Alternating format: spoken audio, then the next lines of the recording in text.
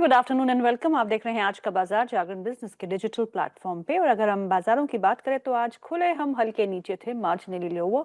उसके बाद हमने एक दिन का हाई भी बनाया और 24,700 का आंकड़ा भी पार किया, लेकिन उसके बाद एक बार फिर थोड़ा बहुत दबाव बढ़ रहा है। आज दिन का इंट्राडे हाई 24,702 और इस समय कामकाज कर रहा है 24,570 के आसपास। तो थोड़ा बहुत कल का उछाल जो है वो सस्टेनेबल या नहीं आज की क्लोजिंग में मालूम चलेगा, लेकिन कल एक अच्छी रिकवरी हमको बाजारों में देखने को मिली। आज हम थोड़ा बहुत रिकवर हुए और 24,700 के ऊपर कुछ समय बिताया, लेकिन वहां से फिर एक बार फिर थोड़ा बहुत दबाव जो है बाजारों में बना हुआ है। बैंक निफ्टी में 250 अंकों की गिरावट इस समय देखने को मिल रही है। इंडिया विक्स में फिर से 1% का इजाफा है, 12.34 के आसपास है। वहीं मिड कैप इंडेक्स हल्के लाल निशान में कामकाज करते हुए तो मार्जिनली लोअर। कुछ ऐसे स्टॉक्स जहां पे आज अच्छी मजबूती देखने को मिल रही है, उनमें शामिल है ऑटो स्टॉक्स, मारुति, हीरो मोटोकॉर्प, एमएनएम। तीनों ही स्टॉक्स में आज 1 से 3% का इजाफा देखने को मिल रहा है। टेक महिंद्रा यानी कि कहीं ना कहीं कॉन्ट्रा प्ले, जिसकी हम पिछले 2 हफ्ते से बात कर रहे थे कि क्या आईटी स्टॉक से कॉन्ट्रा बेट हो सकते हैं, तो लगता तो वही है। थोड़ा बहुत उछाल जो है वो आज आईटी शेयर में भी देखने को मिल रहा है। टेक महिंद्रा जैसे स्टॉक में आज करीबन 2% का इजाफा बना हुआ है। और टीसीएस, इन्फोसिस भी हरे निशान में इस समय कामकाज करते हुए। आज मेटल स्पेस में भी कुछ ट्रैक्शन देखने को मिल रहा है। टाटा स्टील में करीबन 1.25% का इजाफा है। हिंडाल्को में भी हरा निशान बना हुआ है। बाजार की दिशा पे हम बात करेंगे और ऐसे बाजार में आपको क्या करना चाहिए इस पे भी चर्चा करेंगे।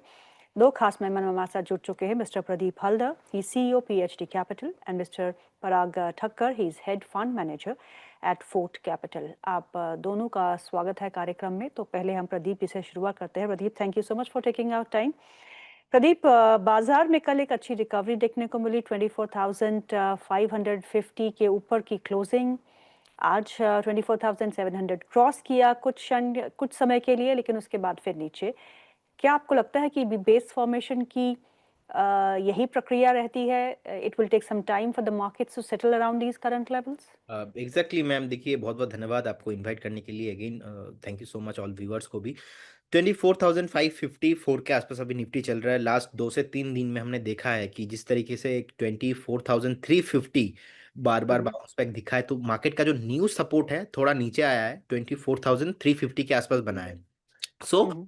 मुझे लगता है कि यहाँ से जो बाउंस बैक किया है, फर्स्ट ऑफ ऑल एक दिन में बाउंस बैक आया था थर्सडे में, उस दिन तो शॉर्ट हम्म। कवर मूव था। उसके बाद हमने देखा हम्म। कि फ्राइडे में मार्केट फिर से नीचे आ गया। मंडे मार्केट हम्म। ओपन हुआ, फिर मंडे सेकेंड हाफ में मार्केट को हमने देखा कि एक बाउंस बैक आया। अब द थिंग हम्म। इज कि अभी आज का जो डे हाई से नीचे आया है, मुझे लगता है कि हम्म। नॉर्मल है, बेसिक है, क्योंकि जिस तरीके का मार्केट में अभी भी अनसर्टेनिटी है, क्योंकि फ्राइडे मार्केट बंद है, सैटरडे मार्केट बंद है, संडे भी मार्केट बंद ही है। सो ऑलमोस्ट 2 3 दिन तो मार्केट बंद है।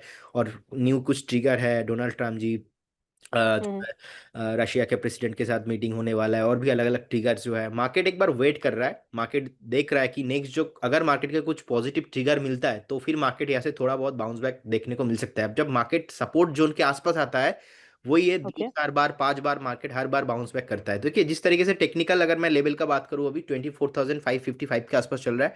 मुझे लगता है कि हम्म। सपोर्ट थोड़ा नीचे हो गया है, 24,350। आप एक स्टॉप लॉस लगा के ये मान के चल सकते हो, दो एक दिन थोड़ा बहुत अगर 24,800 24,850 इसके ऊपर क्लोजिंग आता है, तो जो हम्म। एग्रेसिव बाइंग वाला मूड था फिर से चालू हो जाएगा। अभी नो ट्रेड जोन है इंडेक्स लेवल पे। बैंक निफ्टी का जो सपोर्ट है, बैंक निफ्टी आप देखेंगे 55,100 के आसपास लास्ट टाइम, लास्ट 13 जून के आसपास लो था। उसके बाद हमने देखा कि ऑल टाइम हाई लगा के आया बैंक निफ्टी। अब बैंक निफ्टी 54,900 के आसपास एक 100 डीएमए का भी सपोर्ट है। So as per the my interpretation, मुझे लगता है कि दोनों इंडेक्स पे हमें एक बार वेट एंड वॉच करने वाला सिचुएशन है।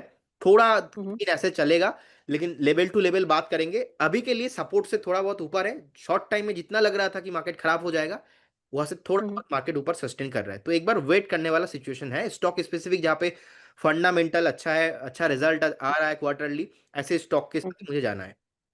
चलिए, दो ऑटो स्पेस की बात करते हैं प्रदीप। यहाँ मारुति, हीरो मोटोकॉर्प और एमएनएम तीनों ही स्टॉक्स में 2 से 3% का इजाफा देखने को मिल रहा है। क्या करना चाहिए मारुति में, हीरो मोटो में, एमएनएम में? देखिए मारुति का चार्ट देखेंगे अभी ऑलमोस्ट 13,000 से थोड़ा नीचे है, 12,930 के आसपास चल रहा है। एक रेसिस्टेंस है ऑलमोस्ट 13,200 13,250 के आसपास। सो एक बार अगर ये 13,000 के ऊपर ब्रेकआउट आ जाता है, मुझे लगता है कि मारुति नेक्स्ट 15,500 16,000 जाने के लिए रेडी हो रहा है। और सेकंड आपने बताया M&M, right? Yes. Okay. Mahindra and Mahindra 3,230 के आसपास चल रहा है, यहाँ पर भी सिमिलर पैटर्न है, ऑलमोस्ट 3,240 के आसपास चल रहा है। मुझे लगता है कि दोनों के अंदर अगर कंपेयर करेंगे, ज़्यादा मैं महिंद्रा और महिंद्रा के साथ जाना पसंद करूंगा, क्योंकि बहुत टाइम से कंसोलिडेशन हो रहा है। इनफैक्ट ऑटो काउंटर्स ये जो इंटर द सेगमेंट है अभी चला नहीं है उतना।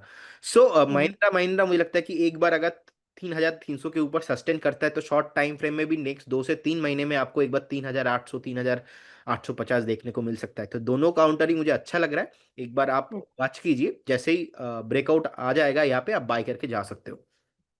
चलिए, इस बीच हमारे साथ एक और खास मेहमान जुड़ चुके हैं, मिस्टर पराग Thakkar, head fund manager eight food capital. पराग सर, आपका बहुत बहुत स्वागत है कार्यक्रम में। सो बाजार थोड़ा संभलने की कोशिश कर रहा है, आपको क्या लगता है, संभलेगा या फिर फिसलेगा?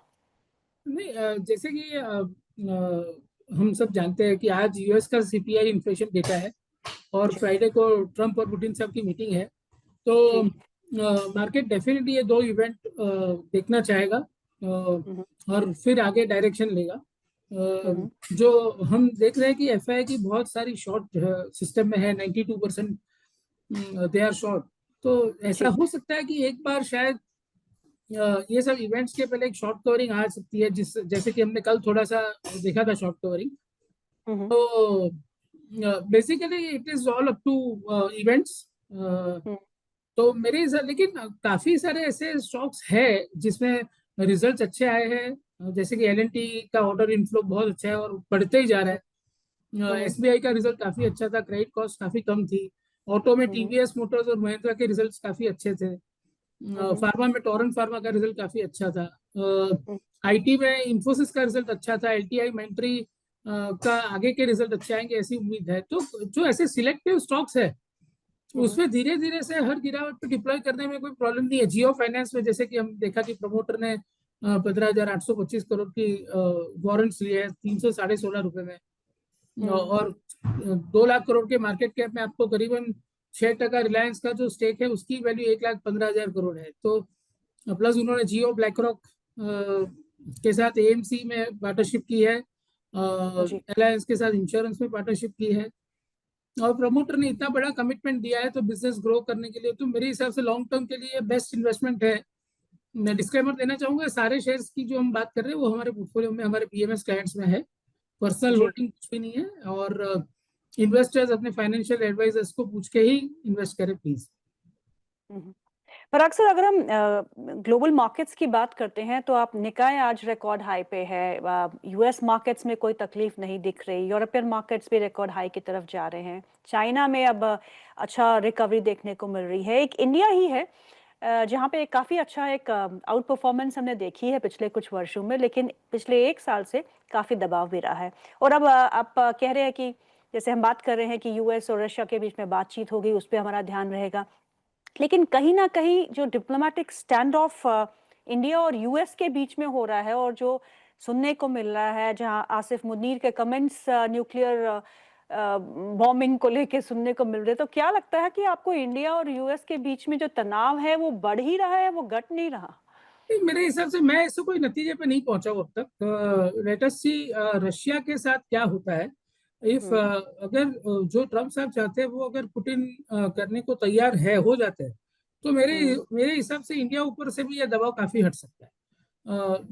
मैं इस चीज को इसलिए देखता हूँ कि इंडिया ने यूएस की जो एग्रीकल्चर और डेयरी की इंपोर्ट्स के को लेकर जो अपना स्टैंड लिया है, which is right for Indian agriculture farmers and all, तो वो उसके चलते हुए, और इंडिया जो रशिया से ऑयल इंपोर्ट करता है उसके चलते हुए, और जब because mister Trump wants to pressurise Putin to end this Ukraine war, तो वो एक कॉम्बिनेशन हो गया है। उन्होंने इंडिया को एक जरिया बना लिया है पुतिन के साथ नेगोशिएशन करने के लिए। तो basically it is our misfortune कि ये एग्रीकल्चर और डेयरी प्रोडक्ट्स और ये रशिया का ऑयल, ये सब कॉम्बिनेशन हो गया है।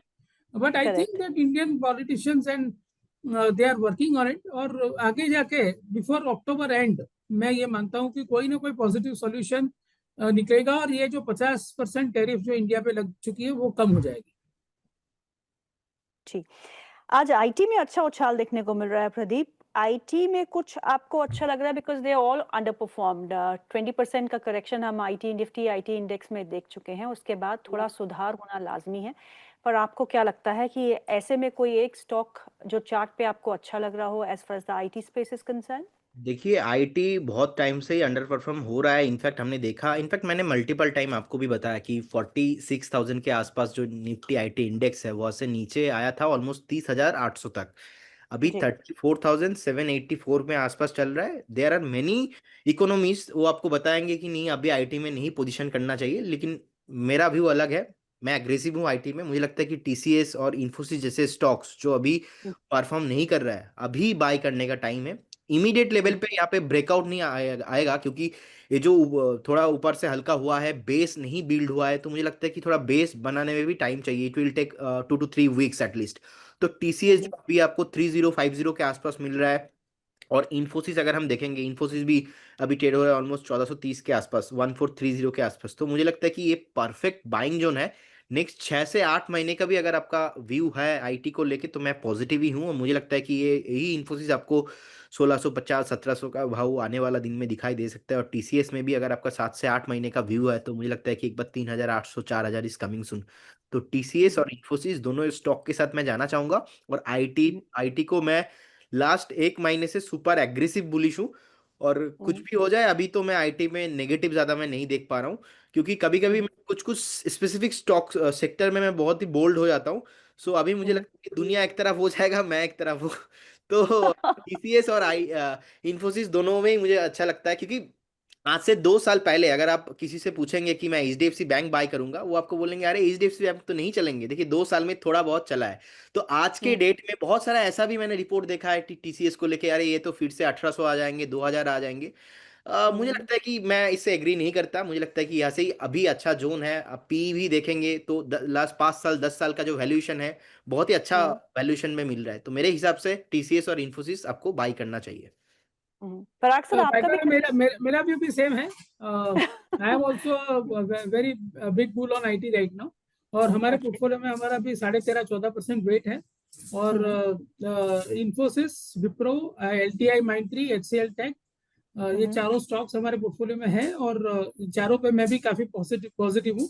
और मैं भी ये मानता ही हूँ कि ऐसे high cash flow generating sectors और हाई डिविडेंड पेइंग सेक्टर्स में जब बहुत बहुत ज्यादा लोग नेगेटिव हो जाते हैं, तभी राइट टाइम होता है लेने का। तो इन्फोसिस अगर 20 पी पे मिल रहा है, एलटीआई माइंट्री 25 पी पे मिल रहा है जहाँ ग्रोथ थोड़ा ज्यादा है, तो विप्रो आज की तारीख में 6-7% कैश फ्लो यील्ड पे मिल रहा है। और इन्फोसिस, विप्रो, एचसीएल टेक, ये तीनों स्टॉक 4% डिविडेंड यील्ड पे है। तो मेरे हिसाब से ये बहुत ही इंटरेस्टिंग बाइंग अपॉर्चुनिटी है। थोड़ा सा पेशेंस टेस्ट होगा, नो डाउट। लेकिन मेरे हिसाब से ये बहुत ही अच्छा सेक्टर है अगर किसी को लॉन्ग टर्म के लिए पैसा डिप्लॉय करना और क्वालिटी बिजनेस इसमें करना। सो आप लार्ज कैप्स के साथ ही रहेंगे या फिर कोई मिड कैप स्पेस में भी आपको पसंद है IT stock? LTI Mindtree is the lowest LTI market cap which I prefer. So Infosys से start करके Infosys, HCL Tech, LTI Mindtree, Wipro.